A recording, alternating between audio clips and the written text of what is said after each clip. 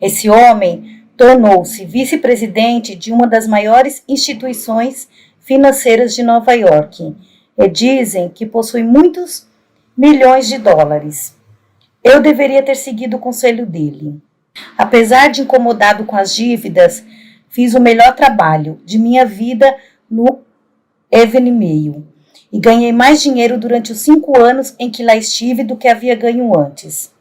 Além disso, ele me concedeu o privilégio de vender as palestras sobre publicidade publicadas em seu jornal durante 100 dias consecutivos para outros veículos, o que me rendeu mais de 55 mil dólares. Ele foi muito generoso de várias outras maneiras e muitas vezes me pagou quantias especiais, pelo que considerava um gerenciamento incomum dos negócios. Nesse período, eu estava tão afundado em dívidas que, para manter as coisas andando tão bem quanto fosse possível, mas sem restringir minhas despesas em nada, eu pedia dinheiro emprestado a Peter para pagar Paul e a Paul para pagar Peter. Os 55 mil dólares ganhos com as palestras sobre publicidade teriam pago todas as minhas dívidas, restando ainda uma bela sobra, mas foi todo gasto com muita facilidade, como se eu não tivesse preocupação alguma neste mundo. Em 1915, abri um negócio próprio em publicidade. Dali até a primavera de 1922, meus honorários dispararam para números altíssimos. Eu estava ganhando ainda mais dinheiro do que jamais havia ganho e gastando tão rápido quanto ganhava, até que finalmente meus amigos ficaram cansados de fazer empréstimos. Tivesse eu demonstrado a mais leve tendência de restringir minhas despesas em pelo menos 10%, aqueles homens maravilhosos estariam dispostos a dividir meio a meio comigo, deixando-me pagar 5% e economizar os outros 5%. Eles não se importavam tanto com o retorno do dinheiro que haviam me emprestado. Queriam era me ver recuperado. O colapso de meus negócios sobreveio há 5 anos. 2 amigos que haviam ficado a meu lado lealmente impacientaram-se e disseram sem rodeios que eu precisava de uma lição drástica. E a aplicaram em cheio. Fui forçado à falência, o que quase acabou comigo. Senti que todos que eu conhecia apontavam o dedo para mim em escárnio. Que grande tolice! Embora houvesse comentários, não eram absolutamente hostis. Expressavam vivo pesar por um homem que havia conquistado tanto prestígio em sua profissão e ganho tanto dinheiro ter se permitido meter-se em dificuldades financeiras. Orgulhoso e sensível ao máximo, senti a desgraça da falência de forma tão aguda que decidi mudar-me para a Flórida, onde certa vez havia feito um serviço especial para um cliente. Pareceu Eldorado. Calculei que em poucos anos eu poderia ganhar dinheiro suficiente para retornar a Nova York, não apenas com uma certa folga, mas com o suficiente para quitar todas as dívidas. Por um tempo, pareceu que eu realizaria essa ambição, mas fui pego pelo grande colapso do setor imobiliário.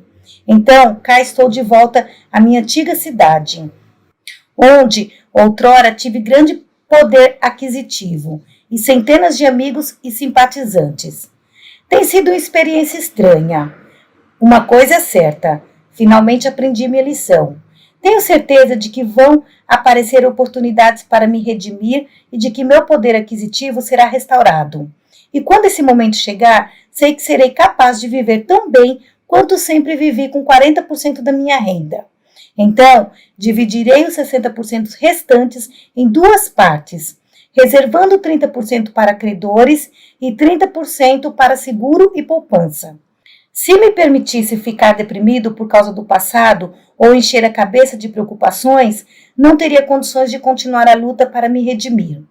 Além disso, seria ingrato com meu Criador por ter me dotado de uma saúde maravilhosa a vida toda. Existe bênção maior? Seria ingrato com a memória dos meus pais, cuja educação esplêndida me manteve ancorado com segurança a padrões morais. No fim, desprender-se das amarras morais é infinitamente mais grave do que se desprender do padrão econômico. Eu careceria de apreciação quanto à generosa dose de encorajamento e apoio que recebi de centenas de empresários e muitos bons amigos, que me ajudaram a construir uma bela reputação em minha profissão. Essas memórias são o sol da minha vida e devo utilizá-las para pavimentar meu caminho para conquistas futuras. Com saúde abundante, fé inabalável, energia incansável, otimismo incessante e confiança ilimitada em que pode vencer a batalha. Mesmo que comece a perceber tarde na vida o tipo de luta que deve travar. Existe algo além da morte para deter um homem? A história de Freeman é a mesma que poderia ser contada por milhares de outros homens que não poupam, variando apenas o montante da renda, o modo de viver, o porquê e como o dinheiro era gasto, conforme a narrativa de Freeman mostra como funciona a mente do esbanjador. A compilação de dados sobre renda e despesa familiar de mais de 16 mil homens analisados pelo autor mostrou alguns fatos que serão úteis para a pessoa que deseja orçar sua renda e desembolsos de forma prática, eficiente, sólida e econômica. A renda média vai de 100 a 300 dólares por mês. A provisão orçamentária, abrangendo rendimentos dentro dessa faixa, deveria ser aproximadamente a seguinte: uma família de 2 pessoas, cuja renda é de 100 dólares por mês, deve dar jeito de reservar pelo menos 10 ou 12 dólares por mês para a poupança. O custo de moradia ou aluguel não deve exceder 25 ou 30 dólares por mês. Gastos com alimentação devem ser, em média, de 25 a 30 dólares por mês. A despesa com vestuário deve ser mantida em 15 ou 20 dólares por mês. Recreação extras deve ficar restritos em aproximadamente 8 a 10 dólares por mês. Caso uma renda de 100 dólares por mês aumente para 125, a família deve poupar pelo menos 20 dólares por mês. Uma família de 2 pessoas cuja renda é de 150 por mês deve orçar seus fundos como segue: poupança 25, moradia ou aluguel 35 a 40, alimentação 35 a 40, vestuário 20 a 30, recreação 10 a 15. Com um salário de 200 dólares por mês, o orçamento deve ser: poupança 50, moradia ou aluguel 40, comida 35 a 45, vestuário 30 a 35, recreação 15 a 20. Alguém poderia argumentar que uma família de 2 pessoas com salário de 300 dólares por mês poderia viver com os gastos tão baixos quanto as que ganham 100 ou 125. Entretanto, não é muito correto, pois quem consegue ganhar 300 por mês, via de regra, associa-se com pessoas que tornam necessários uma melhor aparência e mais entretenimento. Uma família de 3 pessoas terá condições de economizar consideravelmente menos que uma família de 2 pessoas. Entretanto, com raras exceções, tais como nos casos em que haja dívidas que devem ser abatidas da renda mensal, qualquer família pode poupar pelo menos 5% da renda bruta. Hoje em dia, é prática comum as famílias comprarem automóveis em prestações mensais que envolvam despesas excessivas em comparação à renda. Um homem com renda para um Ford não tem que comprar um Studebaker. Deve frear seus desejos e se contentar com um Ford. Muitos homens solteiros gastam toda a sua renda e muitas vezes se endividam porque mantêm automóveis que não cabem no orçamento. Essa prática comum é fatal para o sucesso, uma vez que a independência financeira é considerada parte do sucesso em milhares de casos. A compra em prestações tornou-se tão comum e é tão fácil comprar praticamente qualquer coisa que se deseja que a tendência de gastar fora da proporção da renda está aumentando rapidamente. Essa tendência deve ser freada pela pessoa que decidiu obter independência financeira. Isso pode ser feito por qualquer um que esteja disposto a tentar. Outro mal, que é tanto mal quanto uma bênção, é o fato desse país ser tão próspero que o dinheiro vem fácil, e que caso não se vigie, vai embora ainda mais facilmente. Outro mal, que é um tanto um mal quanto uma bênção, é o fato desse país ser tão próspero que o dinheiro vem fácil. E caso não se vigie, vai embora ainda mais facilmente.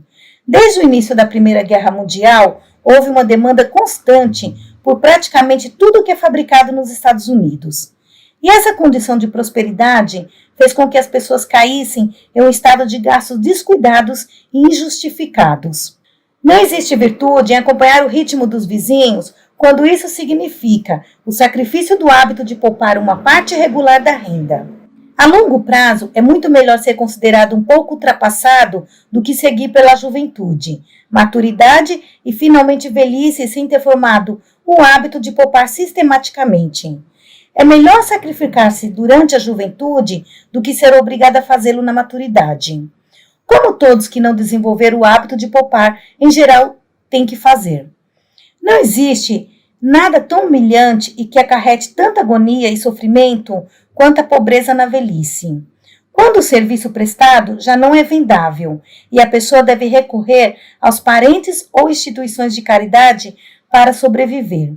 Um sistema de orçamento deve ser mantido por todas as pessoas, casadas e solteiras. Mas nenhum sistema vai funcionar se quem tentar mantê-lo não tiver coragem de cortar despesas em itens como entretenimento e recreação. Se você se sente tão fraco em força de vontade que pensa ser necessário acompanhar o ritmo dos vizinhos, ou seja, com quem você se relaciona socialmente e cuja renda é maior que a sua, ou quem gasta toda a sua renda de maneira tola, nenhum sistema de orçamento vai adiantar. Criar o hábito de poupar significa, em certa medida, que você deve isolar-se de todos, com exceção de um grupo selecionado de amigos que gostam de você, sem entretenimento requintado de sua parte.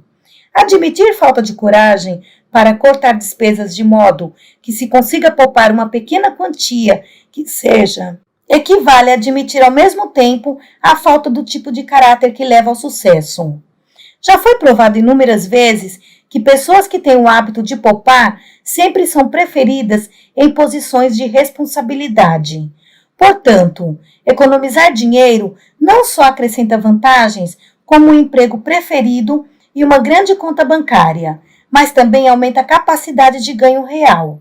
Qualquer empresário vai preferir empregar uma pessoa que poupa regularmente, não pelo simples fato de poupar, mas pelas características de tal pessoa que a fazem mais eficiente.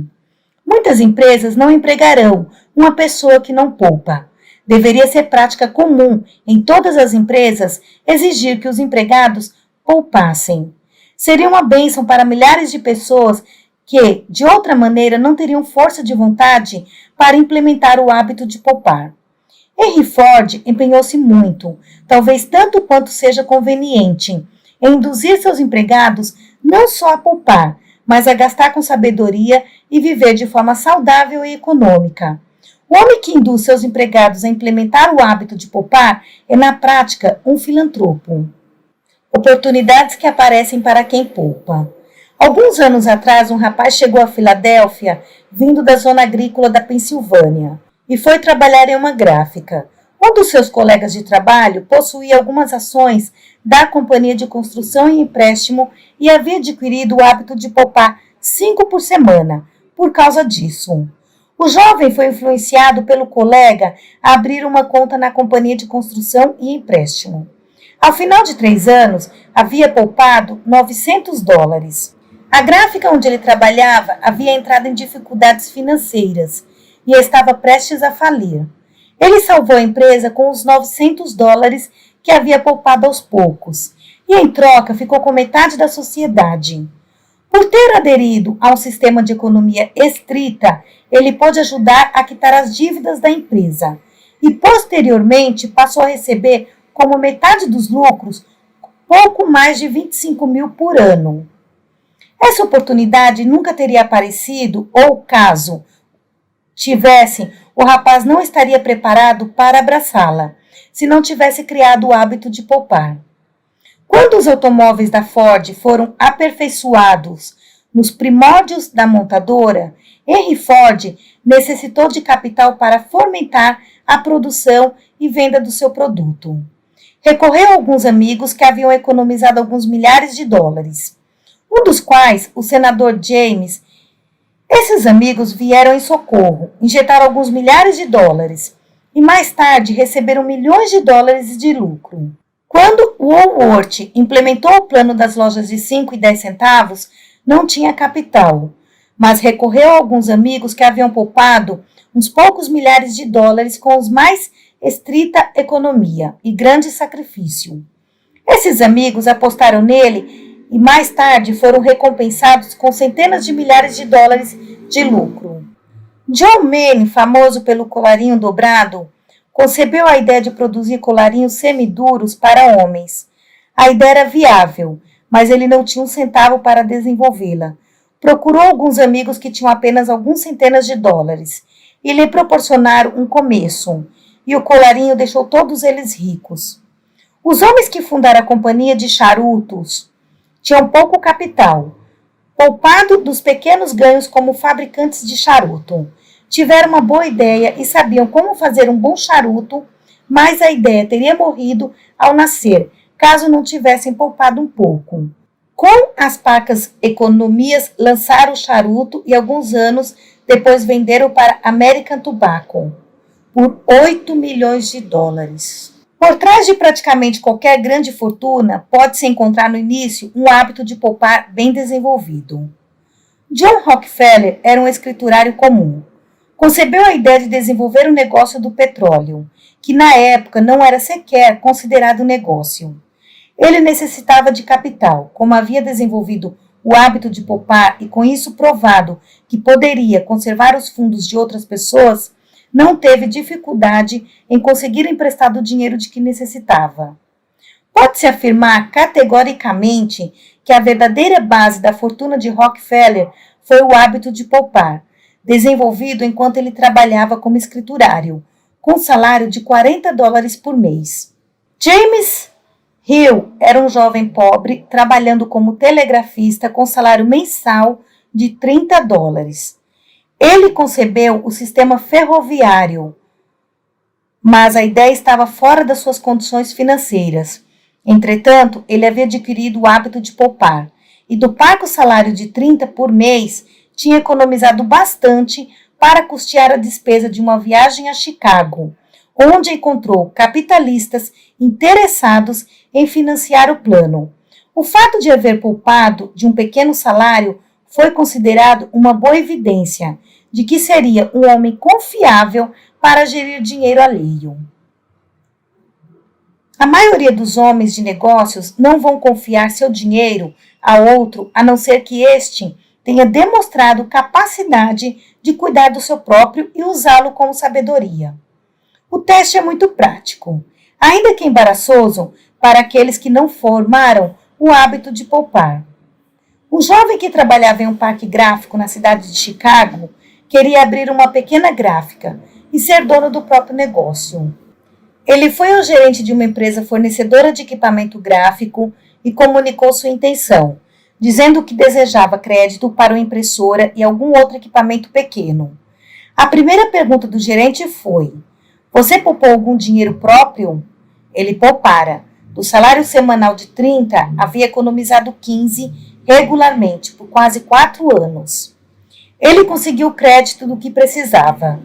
Mais tarde, conseguiu mais crédito e construiu uma das gráficas mais bem-sucedidas de Chicago.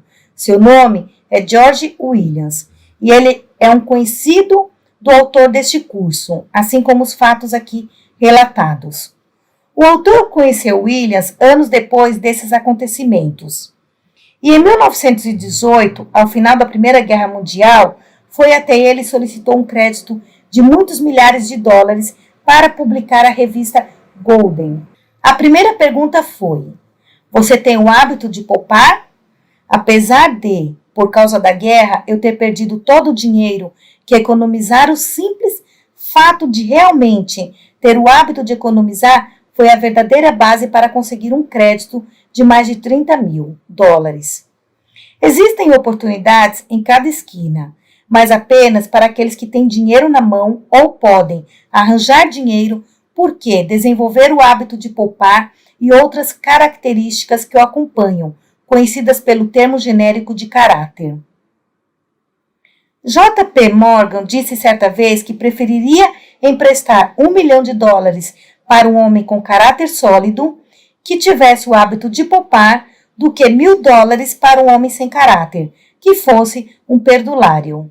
De modo geral, essa é a atitude do mundo em relação a todos os homens que poupam. Com frequência acontece que uma poupancinha de não mais que US$ 200 ou US$ 300 é suficiente para a pessoa entrar na via expressa da independência financeira. Alguns anos atrás, um jovem inventor criou uma utilidade doméstica singular e prática, mas estava em desvantagem, como inventores com frequência estão, pois não tinham dinheiro para colocar sua invenção no mercado. Além disso, sem ter o hábito de poupar, ele verificou ser impossível conseguir dinheiro emprestado dos bancos. Seu colega de quarto era um jovem maquinista que havia poupado US$ 200. Ele veio em ajuda do inventor com essa pequena soma e tiveram o suficiente para iniciar a fabricação do artigo. Saíram a vender o primeiro lote de casa em casa. Aí voltaram e fizeram outro lote. E assim, repetidamente, até acumular, graças à economia e à capacidade de poupar do colega do quarto, um capital de US$ 1.000. Com isso, mais algum crédito obtido, compraram as ferramentas para fabricar seu produto. O jovem maquinista vendeu sua parte no negócio 6 anos depois por US$ 250.000. Ele jamais poria a mão em tanto dinheiro durante toda a vida, se não tivesse formado o hábito de poupar, que lhe permitiu ajudar o amigo inventor. Esse caso pode ser multiplicado 1000 vezes, com pouca variação nos detalhes, pois descreve bastante bem o início de muitas grandes fortunas, já feitas e sendo feitas hoje nos Estados Unidos. Pode parecer triste e cruel, mas é fato que se você não tem dinheiro e não desenvolveu o hábito de poupar, está sem sorte, no que se refere a valer-se da oportunidade de fazer dinheiro. Não faz mal algum repetir, na verdade deveria ser repetido muitas e muitas vezes, que o verdadeiro começo de quase todas as fortunas, pequenas ou grandes, é o hábito de poupar. Tenha esse princípio básico firme em sua mente e estará bem encaminhado para a independência financeira. É triste ver um homem idoso que se condenou à enfadonha e árdua rotina de trabalho duro todos os dias de sua vida, porque negligenciou o hábito de poupar.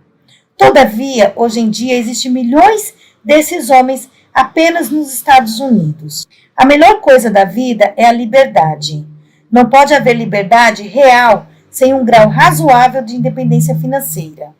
É terrível ser obrigado a estar em um determinado lugar, realizar determinada tarefa, talvez uma tarefa de que não se goste, por um determinado número de horas, todos os dias da semana, a vida inteira. Sob certos aspectos, é a mesma coisa que estar preso, já que a escolha de ação é sempre limitada.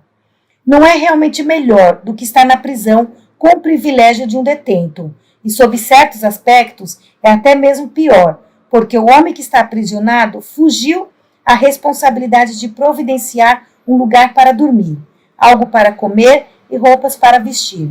A única esperança de escapar dessa labuta perpétua que reduz a liberdade é cultivar o hábito de poupar, e então viver de acordo. Não importa quanto sacrifício isso possa exigir, não existe outro jeito para milhões de pessoas, e a menos que você seja uma das raras exceções, esta lição e todas as afirmações destinam-se e se aplicam a você.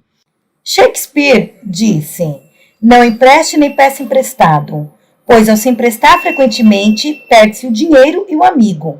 E pedir emprestado embota o fio da economia. Acima de tudo, seja fiel a si mesmo. Disso se segue, como a noite ao dia, que você não pode ser falso a homem nenhum. Quando não souber o que fazer ou que caminho seguir, sorria. Isso vai relaxar sua mente e deixar o sol da felicidade entrar em sua alma. Iniciativa e liderança. Você pode fazer se acreditar que pode. Antes de proceder ao domínio desta lição, sua atenção será direcionada para o fato de que existe uma coordenação perfeita de pensamentos no decorrer deste curso. Você vai observar que as 16 lições harmonizam-se e se misturam uma com as outras, constituindo uma perfeita corrente, construída elo por elo, com base nos fatores que participam do desenvolvimento do poder graças ao esforço organizado. Você vai observar também que os mesmos princípios fundamentais de psicologia aplicada formam a base de cada uma das 16 lições, embora utilizados de forma diferente em cada uma delas.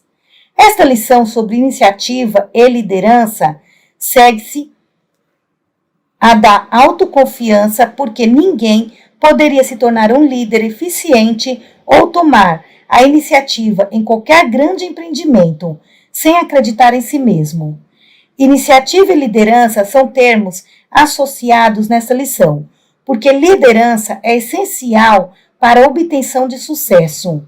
E iniciativa é a fundação sobre a qual a qualidade necessária de liderança é construída.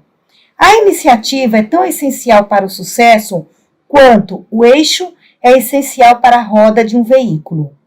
E o que é iniciativa? É a qualidade extremamente rara que o incita, ou melhor, estimula uma pessoa a fazer o que deve ser feito sem que alguém mande fazer.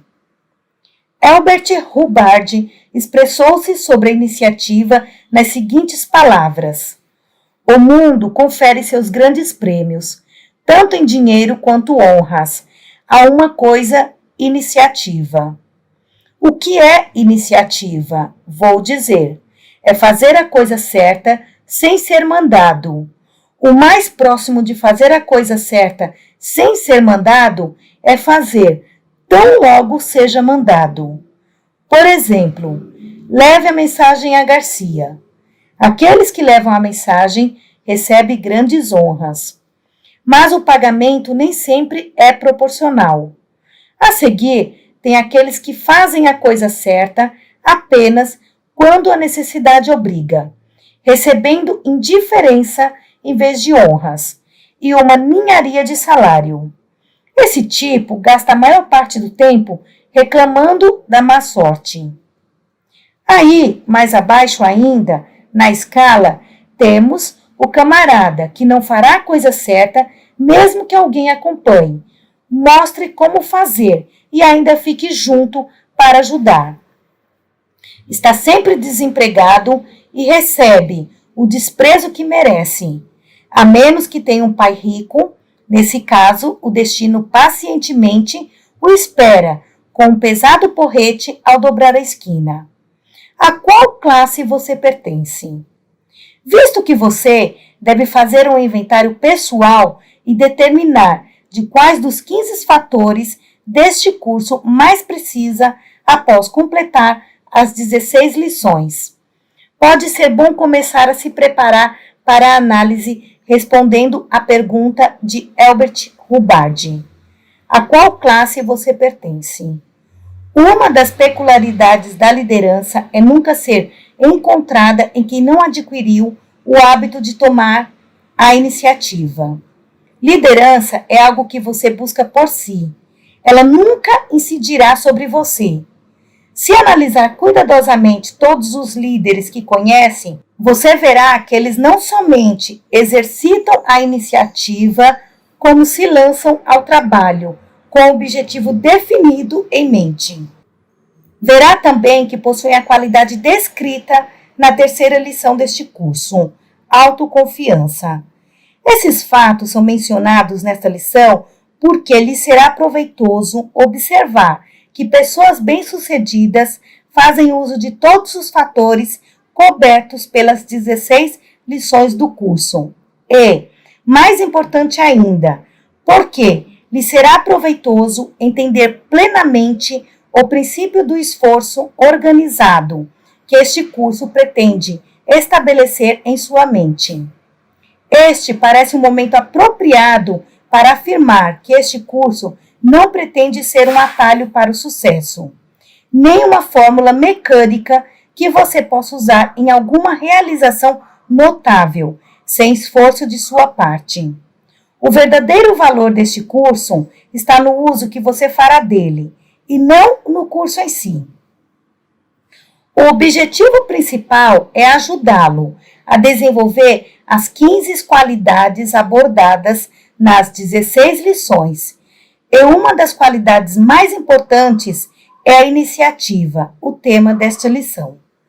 Vamos proceder agora à aplicação do princípio em que esta lição se baseia, descrevendo em detalhes como serviu para se concluir com êxito uma transação de negócios que a maioria das pessoas consideraria difícil.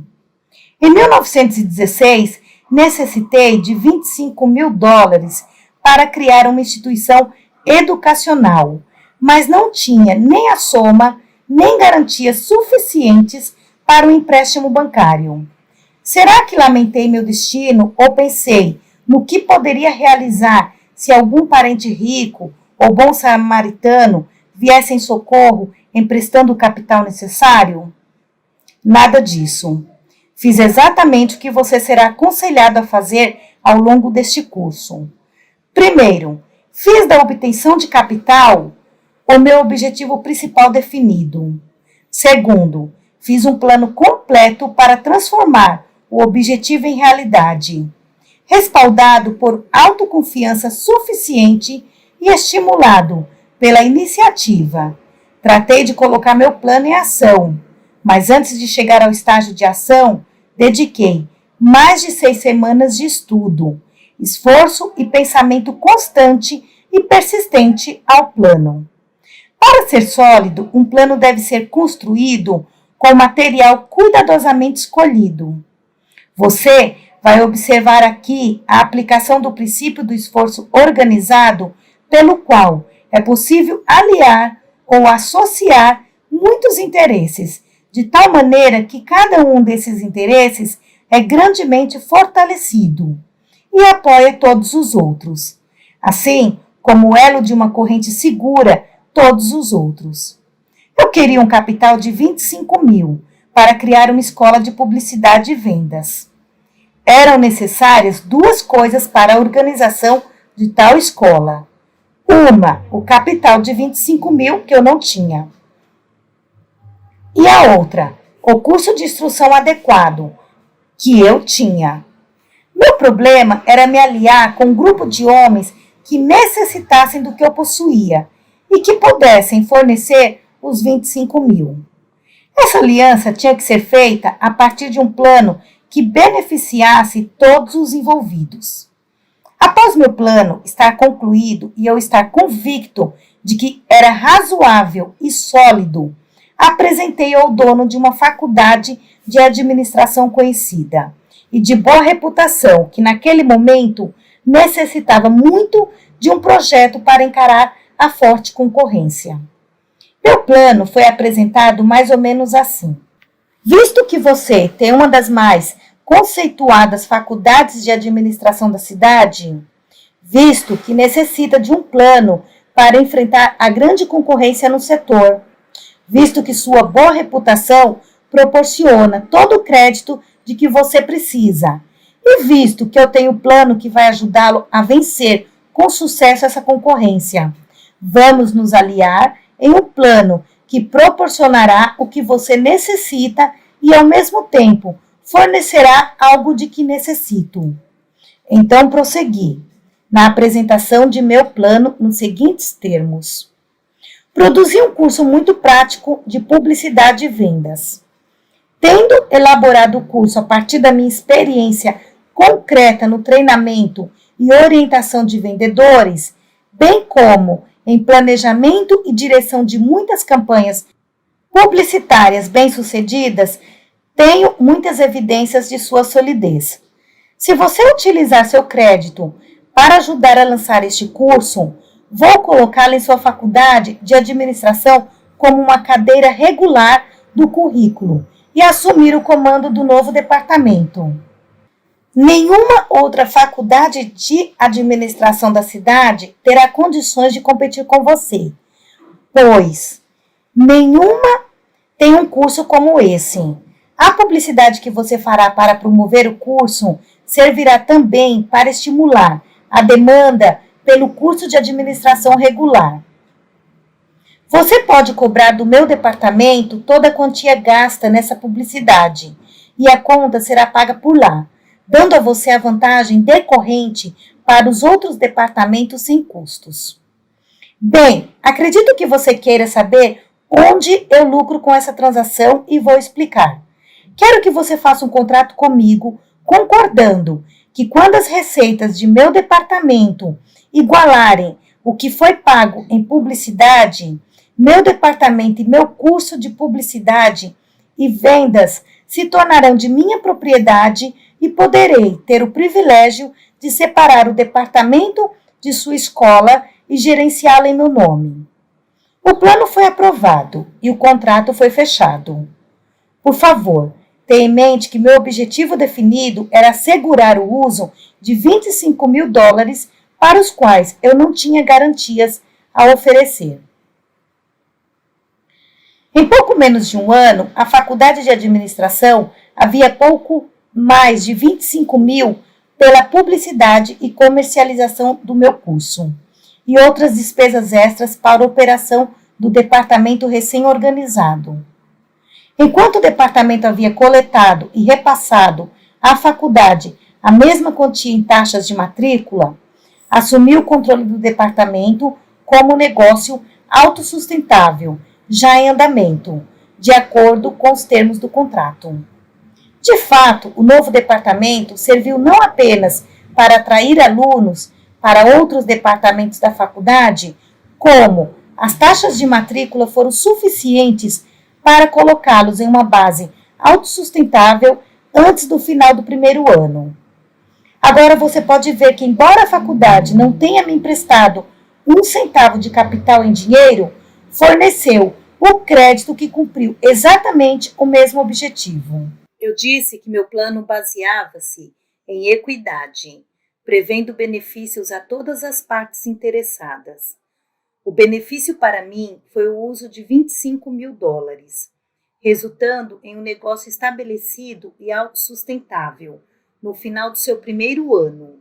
O benefício para a faculdade foram os alunos obtidos para o curso regular de Comércio e Negócios como resultado do dinheiro gasto na publicidade do meu departamento, sendo que toda a publicidade foi feita em nome da faculdade.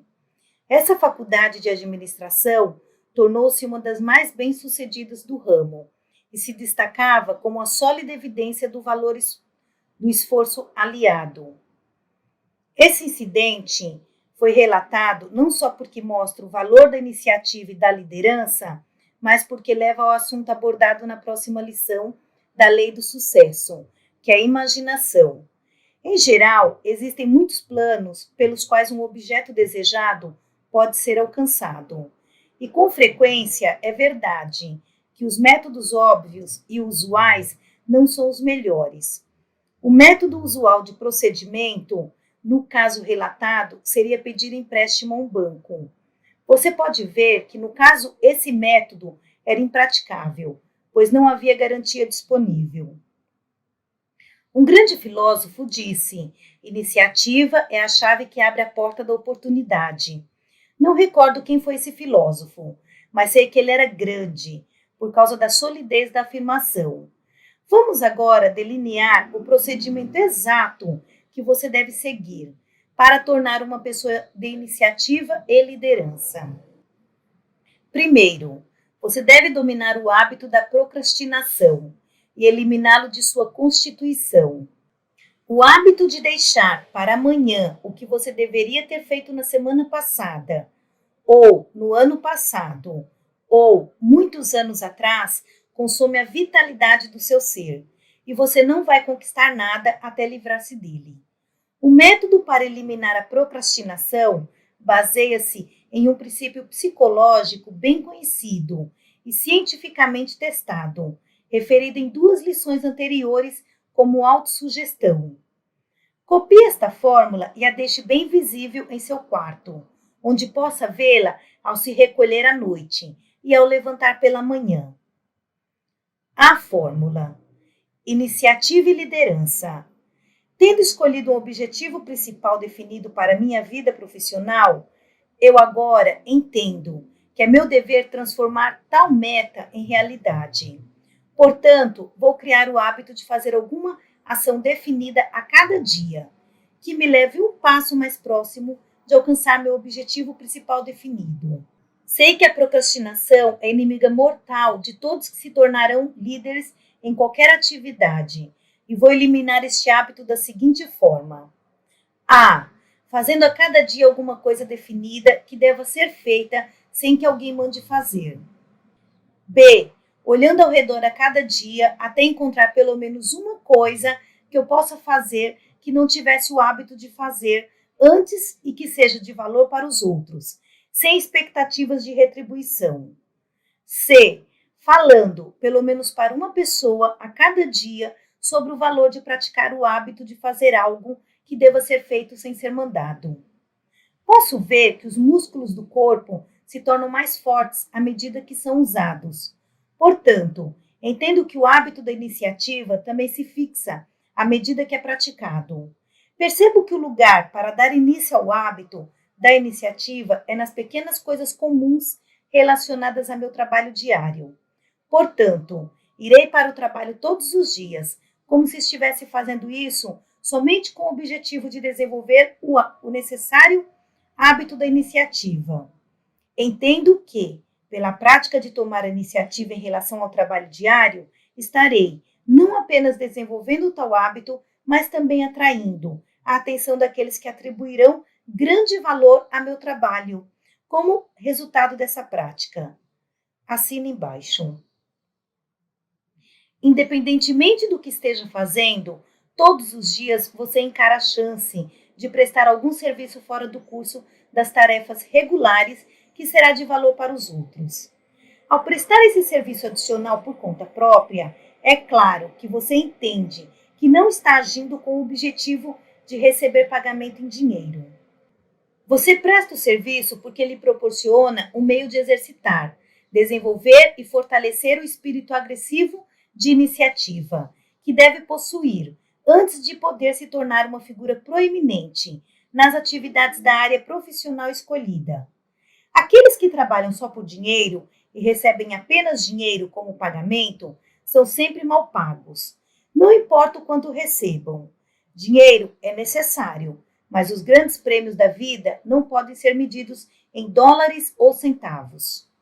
Nenhuma quantidade de dinheiro possivelmente poderia tomar o lugar da felicidade e alegria que pertence à pessoa que cava um fosso melhor, ou constrói um galinheiro melhor, ou varre um chão melhor, ou prepara uma comida melhor. Toda pessoa comum ama criar algo melhor que a média. A alegria de criar uma obra de arte não pode ser substituída por dinheiro ou qualquer outra forma de bem material. Uma de minhas funcionárias é uma moça que abre, classifica e responde muito de minha correspondência pessoal. Ela começou a trabalhar em minha empresa há mais de 3 anos. Na época, sua tarefa era anotar ditados quando solicitado.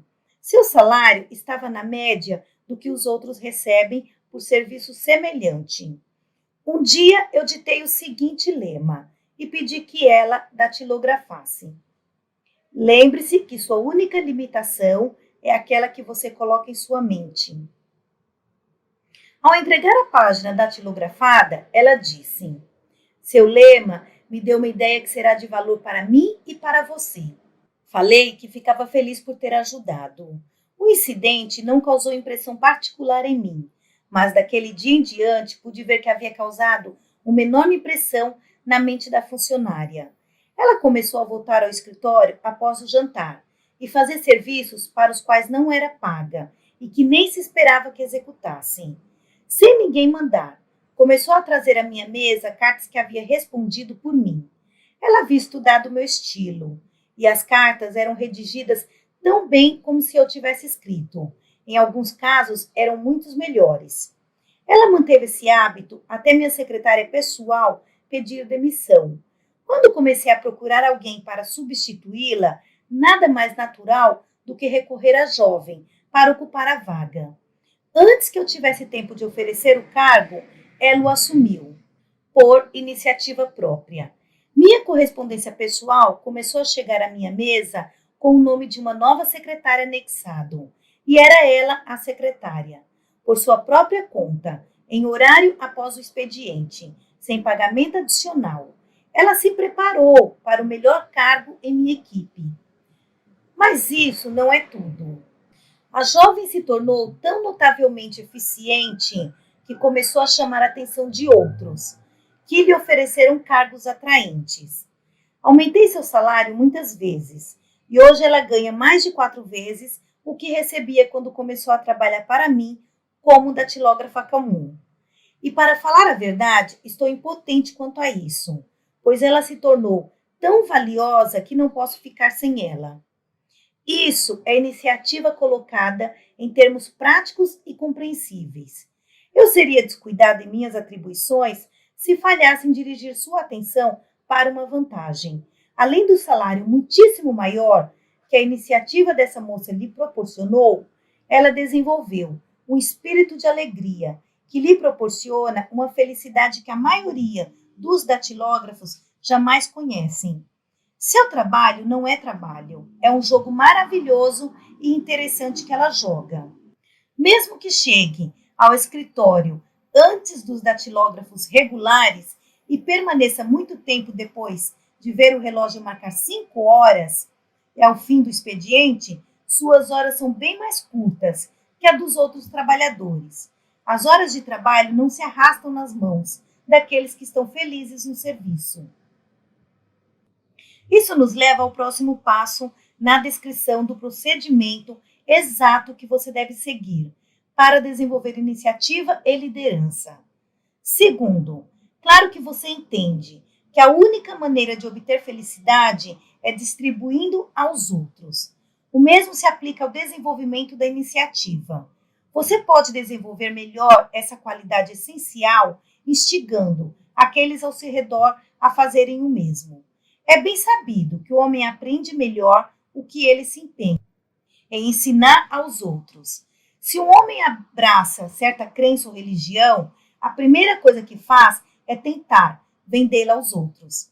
E ele impressiona a si mesmo exatamente na mesma proporção em que impressiona os outros. Na área de vendas é bem sabido que nenhum vendedor é bem-sucedido nas negociações até ter feito primeiro um bom trabalho vendendo para si mesmo. Dizendo de modo inverso, nenhum vendedor consegue fazer o seu melhor em vender para os outros sem, mais cedo ou mais tarde, vender para si o que está tentando vender para os outros. Uma pessoa também virá acreditar em qualquer afirmação que repita várias vezes, com o objetivo de induzir outros a acreditar. Isso é válido sendo a afirmação verdadeira ou não. Você pode ver agora a vantagem de se ocupar em falar iniciativa, pensar iniciativa, comer iniciativa, dormir iniciativa e praticar iniciativa. Fazendo isso, você se tornará um indivíduo de iniciativa e liderança, pois é bem sabido que as pessoas seguem de bom grado, pronta e voluntariamente quem mostra por suas ações que tem iniciativa. No lugar onde trabalha ou na comunidade onde vive, você tem contato com outras pessoas. Trate de deixar todos que ouvirem interessados em desenvolver a iniciativa. Não será necessário explicar por que você está fazendo isso, nem mesmo anunciar que está fazendo isso. Simplesmente vá em frente e faça. Você vai entender que está fazendo porque essa prática vai ajudá-lo e, no mínimo, mal não fará aqueles que forem influenciados a praticar. Se desejar fazer um experimento que se provará interessante e proveitoso, escolha um conhecido que saiba ser uma pessoa que nunca faz nada além do esperado e comece a vender sua ideia de iniciativa. Mas não pare ao discutir o assunto apenas uma vez. Faça isso todas as vezes que tiver uma oportunidade conveniente. Aborde o assunto de um ângulo diferente a cada vez. Se fizer esse experimento de forma diplomática e incisiva, em breve observará uma mudança na pessoa em quem está testando. E observará algo ainda mais importante: observará uma mudança em si mesmo. Não deixe de tentar esse experimento. Você não pode falar de iniciativa para os outros sem desenvolver o desejo de praticar. Pela autossugestão, toda afirmação que você faz aos outros fica impressa em seu subconsciente. Isto é válido, sendo a afirmação verdadeira ou não.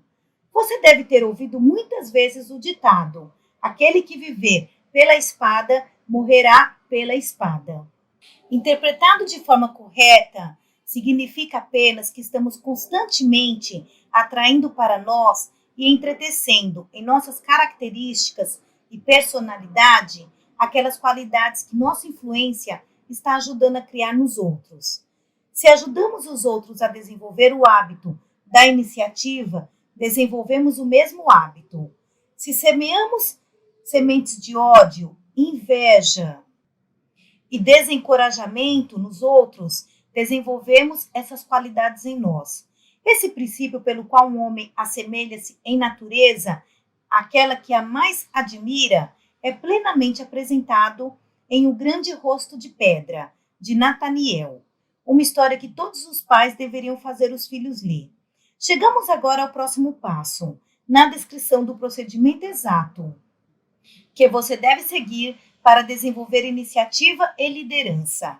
Terceiro, antes de seguirmos adiante, que fique entendido o significado de liderança, conforme usado neste curso.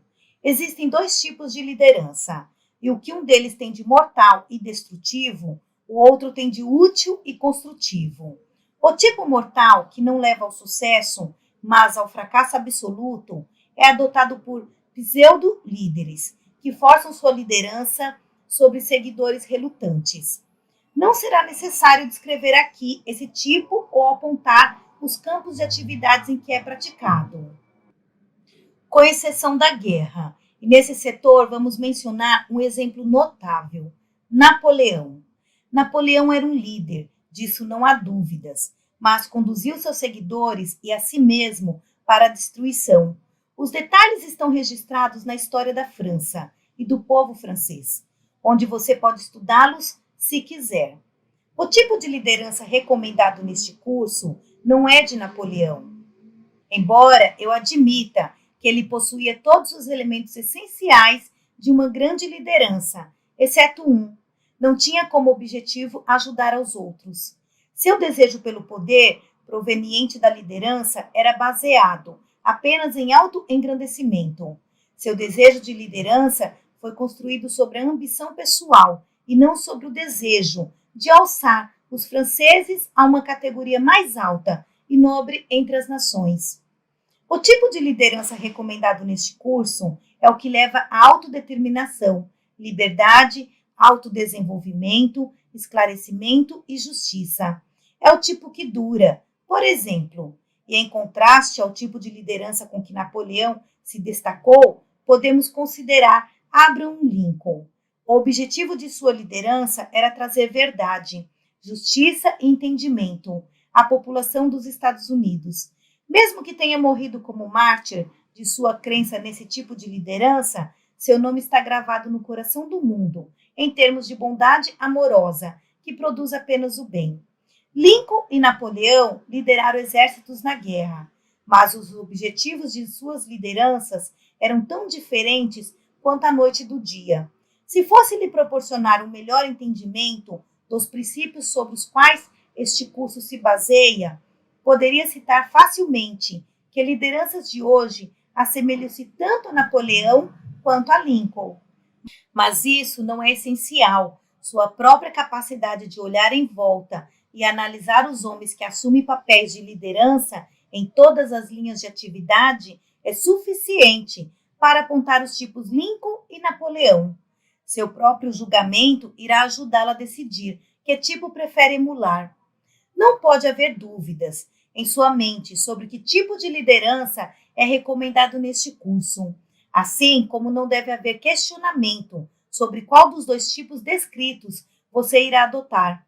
Todavia, não fazemos recomendações a esse respeito, porque o curso foi preparado como uma maneira de colocar diante dos alunos os princípios sobre os quais se desenvolve o poder, e não a pregação sobre condutas éticas. Apresentamos tantas possibilidades construtivas quanto as destrutivas, para que você se familiarize com ambas, mas deixamos inteiramente a seu critério a escolha e a aplicação dos princípios, acreditando que sua inteligência irá guiá-lo na escolha sábia.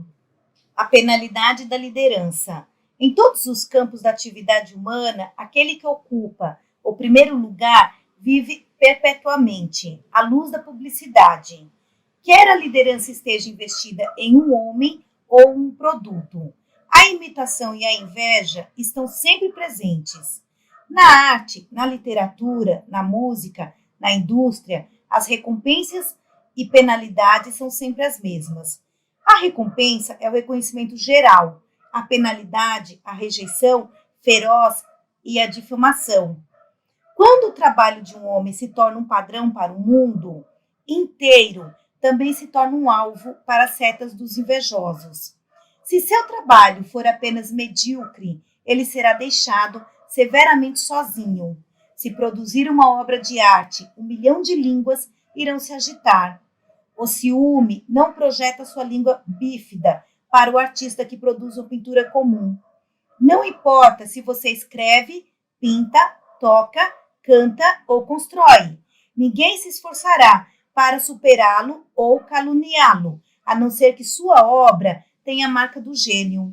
Muito depois de uma grande ou boa obra ter sido feita, os desapontamentos ou invejosos continuam a clamar que não pode ser feita. Vozes maldosas levantaram-se contra o autor da lei do sucesso, antes que a tinta dos primeiros manuais estivesse seca. Canetas venenosas foram lançadas contra o autor e sua filosofia, no momento em que a primeira edição do curso foi impressa. Vozinhas malévolas do mundo da arte atacaram James McNeill como um charlatão após o mundo tê-lo aclamado como um grande gênio artístico.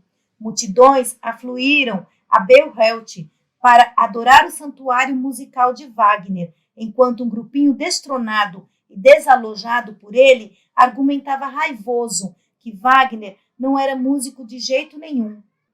O mundinho ficou a declarar que Robert jamais conseguiria construir um barco a vapor, enquanto o mundão afluiu para as margens do rio para ver sua embarcação passar. Vozinhas tacanhas bradaram que Henry Ford não duraria outro ano, mas acima e além dessa tagarelice infantil, Ford tocou seu trabalho em silêncio e se tornou o homem mais rico e poderoso do mundo. O líder é atacado porque é líder, e o esforço para se igualar a ele é apenas mais uma prova de sua liderança. Fracassando em se igualar ou sobrepujar, o seguidor procura depreciar e destruir, mas apenas confirma a superioridade daquele que se esforça para derrubar. Não existe nada de novo nisso. É tão velho quanto o mundo e tão velho quanto as paixões humanas. Inveja, medo, ganância, ambição e desejo de sobrepujar. E tudo isso dá em nada. Se o líder realmente lidera, permanece líder. O grande poeta, o grande pintor, o grande artífice, cada um deles é atacado e conserva seus louros através dos tempos. O que é bom ou grandioso se faz conhecido. Não importa quão ruidoso o clamor de negação. Um verdadeiro líder não pode ser caluniado ou prejudicado pelas mentiras dos invejosos, porque todas essas tentativas servem apenas para colocar o holofote sobre sua capacidade. E a verdadeira capacidade sempre encontra um séquito generoso. As tentativas de destruir uma liderança verdadeira são trabalho perdido, porque aquilo que merece viver, vive. Retornamos agora à discussão do terceiro passo do procedimento que você deve seguir para desenvolver iniciativa e liderança.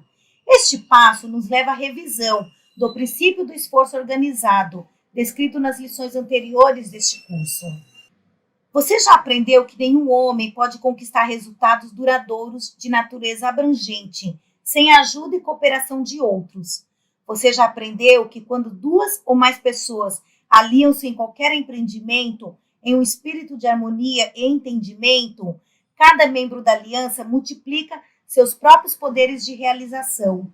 Em algum lugar, este princípio é mais evidente do que na indústria ou empresa, onde existe um trabalho em equipe perfeito entre empregados e empregadores. Onde quer que encontre trabalho em equipe, você encontra prosperidade e boa vontade em ambos os lados. Dizem que cooperação é a palavra mais importante da língua inglesa. Desempenha papel importante nos assuntos domésticos, no relacionamento entre marido e esposa, pais e filhos.